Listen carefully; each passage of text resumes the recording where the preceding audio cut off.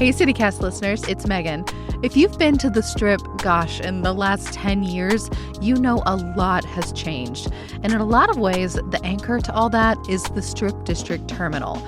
The historic 5-block building used to be the source for all the produce in Pittsburgh. And now it's an all-day destination for shopping, dining, working out, and more. There's the market on Saturdays, performances on Sundays, parking and retail discounts on Tuesdays. Check it all out for yourself in person and at stripdistrictterminal.com.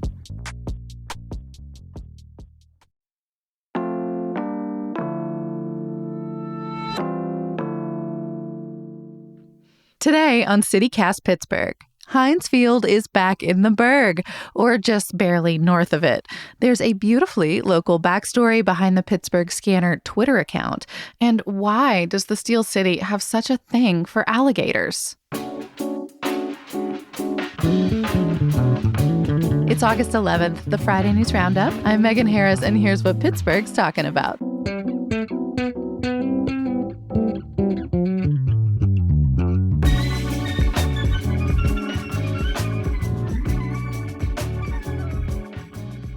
I'm with CityCast Elizabeth Calma and Francesca DeBecco. Good morning, Yins. Good morning. Happy Friday. Elizabeth, welcome back. Yeah, How you doing? Happy to have you. Oh, I am good. Have you missed the Pittsburgh team so much? I do. I cry every single day into my Giant Eagle sheet cake. Real ones will remember. We've got some fun news. We decided to lighten it up this week. Francesca, take us into the weekend with the animals. Yeah, so this has been all over the news last week. I'm sure you guys have been following the intense search for the alligator on the loose in the Kiski River. Have you guys been watching this? I mean, I've been editing you, so I feel like I know all of the twists and turns of this. Yeah. I still can't believe not only was it found, but that kayakers got it out of the river. That is wild to me. I need to know the story behind that. Yeah. So those who are not familiar, the Kiski River, that's out in the Apollo area. And this was resolved on Sunday when a group of kayakers successfully caught the reptilian. The actual kayakers, they didn't want their names published because they don't want the notoriety. So, they're just they don't want to be known as Western Pennsylvania's alligator hunters. Yeah, that would be an incredible title. I mean, they're out there doing the service. So this particular alligator, the search team nicknamed Chomper, and he is now headed to Nate's Reptile Rescue in Pittsburgh. So he'll have a humane home for the rest of his life. The part that fascinated me the most is how do they get an alligator? I feel like we are not, where alligators are supposed to be. Of course, we're not where they're supposed to be, Right. But people are the worst. So this is where they end up. Yeah. I mean, to answer your question, Elizabeth, it's, they don't come here naturally. They are either escaping someone's home or people, let them loose, which is not a good thing. Yeah, I feel like mostly when you see reports of this stuff, it's like that they were someone's exotic pet that you're not. I think it's legal technically here in Pennsylvania, but is like not a great thing to do because they're going to get big. Eventually they'll get big. Right. Yeah, I looked into the rules a little bit. It's definitely not illegal to have an alligator as a pet in Pennsylvania, but wildlife experts definitely advise against it. And it's especially cruel to release them into the wild because our habitat just can't support them. What I thought was interesting is that the Pennsylvania Fish and Boat Commission doesn't regulate these non-native species as long as they aren't released. And laws do vary by municipality. So in 2021, Pittsburgh Council passed a ban on gators, crocodiles, and certain turtles. 2021 was the summer of the gator.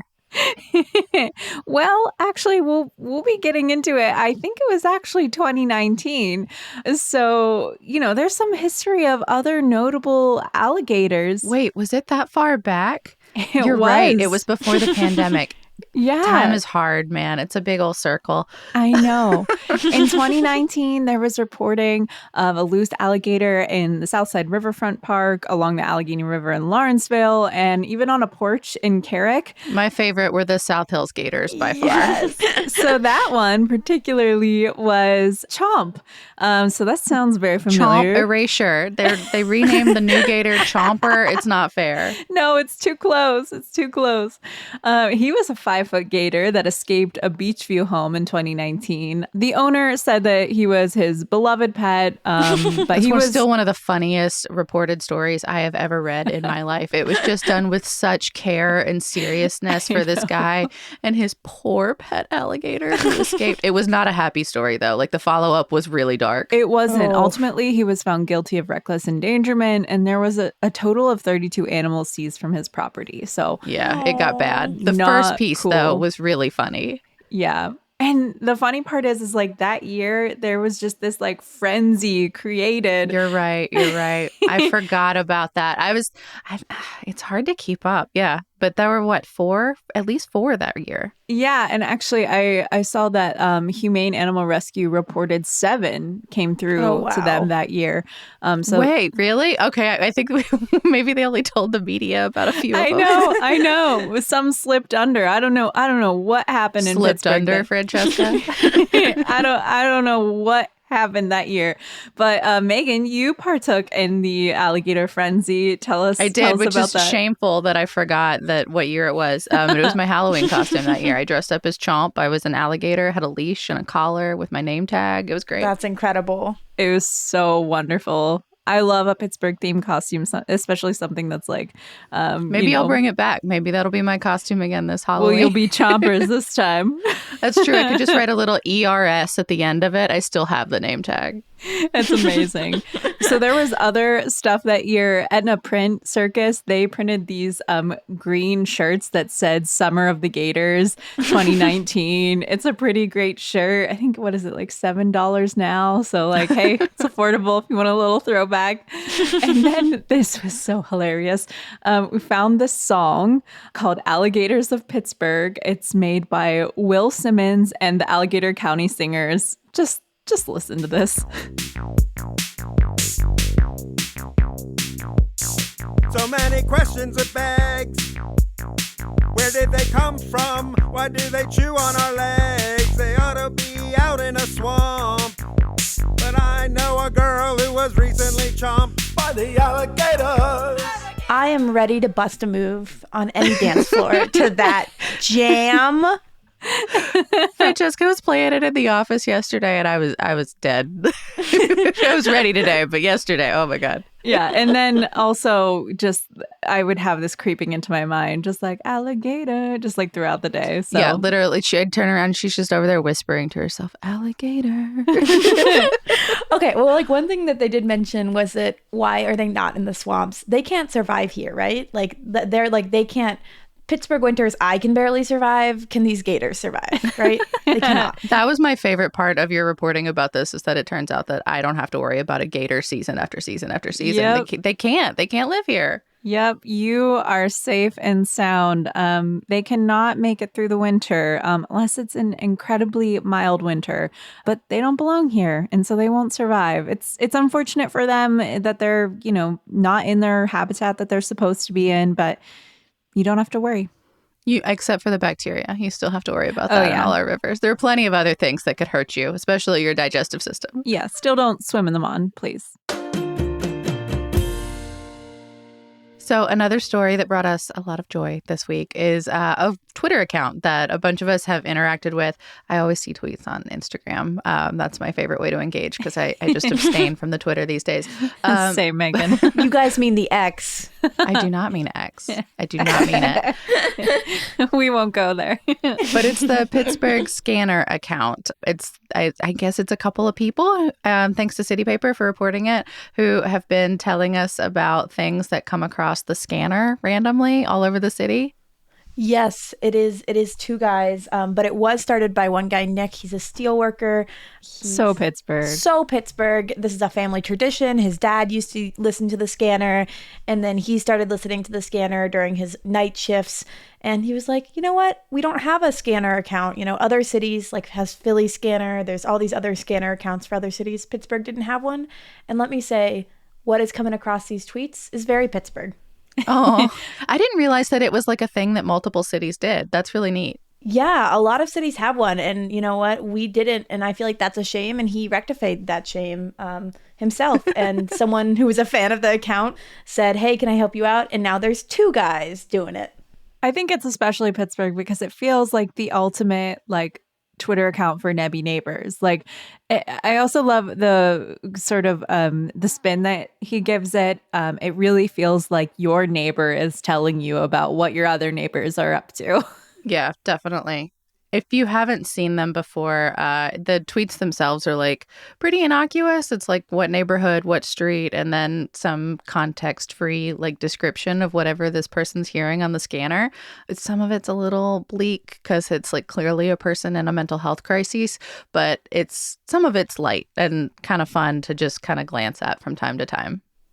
Yeah, like Porta John's on fire and, you know, some silly stuff that just kind of brings joy. But it was one thing that was really interesting and that I thought was like particularly touching in the Pittsburgh City Paper story is Nick, he tries not to, if someone calls and is like, hey, this is a mental health crisis, they try not to include those. Obviously, they don't know because they're only hearing these quick scanners what every single mental health crisis is if it's not reported in the scanner, but they try to kind of avoid that so they're not making fun of folks who are in crisis. But, you know, the other part of it that I thought was really touching was, you know, as much fun as you can have just kind of hearing the antics that Pittsburghers get up to, he also sees this kind of as a public service tool for people because, you know, he will actually like tweet about some of the emergencies, some of like violence, anything like that.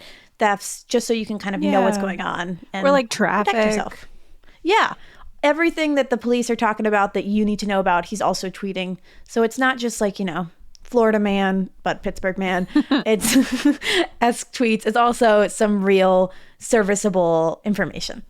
And there's a lot of updates, too. Like, if you scroll through this account, like, he'll say, like, you know, there's a dispute between two people and an unholstered firearm present, and then update, location is now this. There are multiple people responding. Like, there's, like, this consistent, like, feed, and then, you know, they'll let you know, crowd is clearing without incident, no problem. But, like, that's kind of nice. Like, if you glance at this and you're like, oh, snap, that's where I'm headed. Should I do that or not? Or if you see something that's really strange, it might get confirmed in this account. Yeah. And one thing that I thought was really sweet that they did recently was they, you know, talked on the police scanner about some kids who were hassled outside of PNC Park. And those kids were fundraising for their school. They found the school and they, you know, posted the link so that people can donate if they were upset by, you know, seeing that police scanner tweet. So, you know, they're actually trying to do good in the community, which is nice. Wow. When I heard someone talking about this story the other day, too, and they said that they learned that there were such a thing as police zones from reading this story and like following this account because that was just like a thing. They didn't know that there were different zones in the city that different officers respond to based on your neighborhood and all that. So like it's genuinely a public service. Like that person learned a thing from this guy's Twitter account. All while he's on a shift at the steel mill.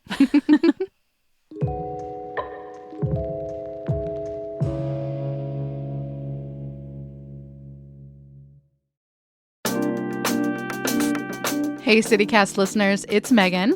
If you love good food, good drinks, and a healthy urban forest, you probably want to support Tree Pittsburgh at its annual celebration, Arborade. It's hosted at their beautiful 5-acre campus along the Allegheny River, and trust me, I have been before. It is a great time. General admission tickets are just $40, and they come with knowing that you're helping protect, support, and uplift generations of future Pittsburghers who deserve quality green space, and if they want, a beautiful tree in their own backyard. Mark your calendars for Arborade. That's Saturday, September 16th from 5 to 9 p.m. to celebrate the folks who are taking care of us through these trees and the mental, physical, and social benefits that they always provide. Check their website for more ticket options, including pay what you can admission. That's at treepittsburgh.org. Last but not least, Heinz Field is back. Francesca, I know you specifically are stoked to see that the name has returned somewhere. Yes. I mean, me and so many other Pittsburghers, Heinz Field, it'll always, Heinz Field forever. It will always be Heinz Field. But the new Heinz Field is out in Aliquippa, the school district, their newly renovated football stadium, also known as the Pit. Now it is Heinz Field. Yep. I am mad. There's only one Heinz Field, and it's not in Aliquippa.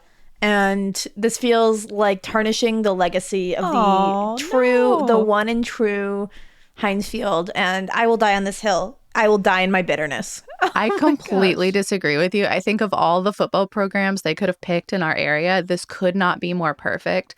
Aliquippa is a former steel town. It is built around its football program and has been for many, many generations. They are one of the winningest teams in the state. Yeah. They have 3 Hall of Famers that have come out of that program and several more professional players. It is literally like a training ground, like in every way for our National Football League. And gosh, I think I was looking up their record. In the last 20 years, they've only lost 28 games total. Wow. Like, they're so good. That was very different than my high school football team, They're so good. I know, win. it was very different than mine too. They're so good, and it's like a low-income community in a lot of ways. Again, just because the steel industry went away, and it was very much like the whole town was built around the plant. So I think it's epic and so cool that Heinz decided to bring back the name by honoring the Quips. And it came with a $1.3 million charitable donation. So they're set up. I think this is great. Now I feel like the bad guy. You're not. You could be sad, but I am glad. Okay, never mind. You've convinced me. Well, what you were saying, Megan, at Kraft Heinz, they put out a statement. They said, "We know how important the original Heinz Field was to the people of Pittsburgh.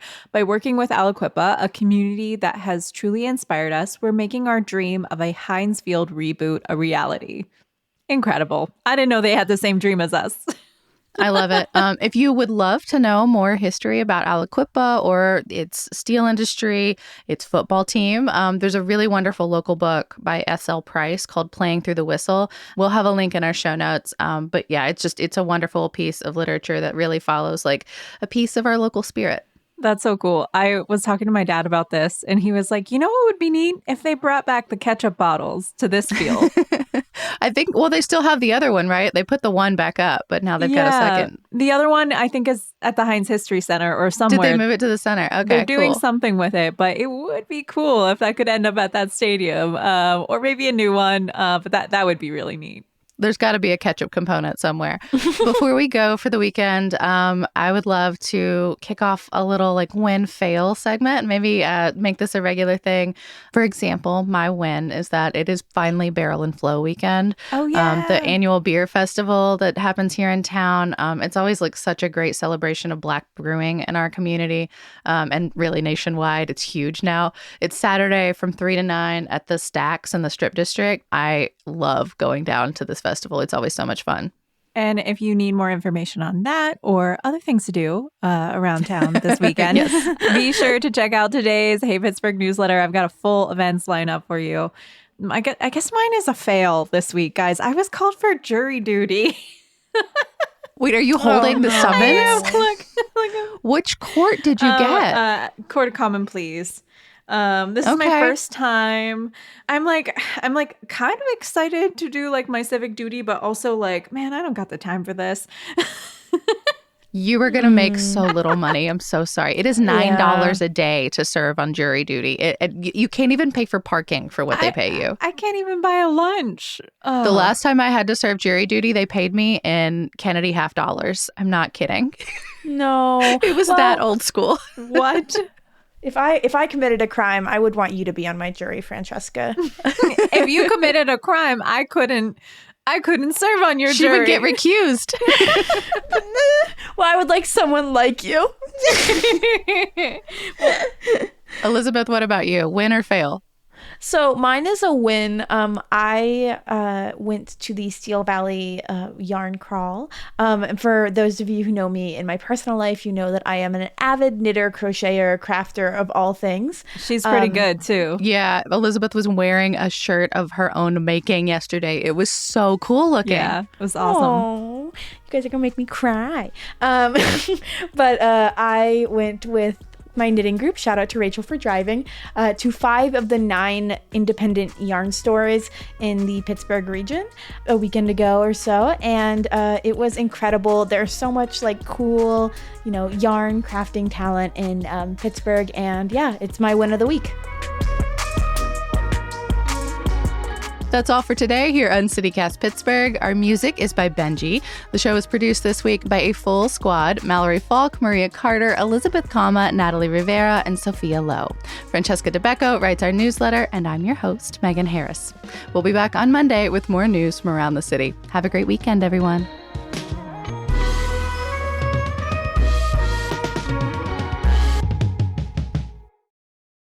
I don't know if you guys know what happened to Pablo Escobar's hippos in Colombia. No. I have no idea what you're talking about. What?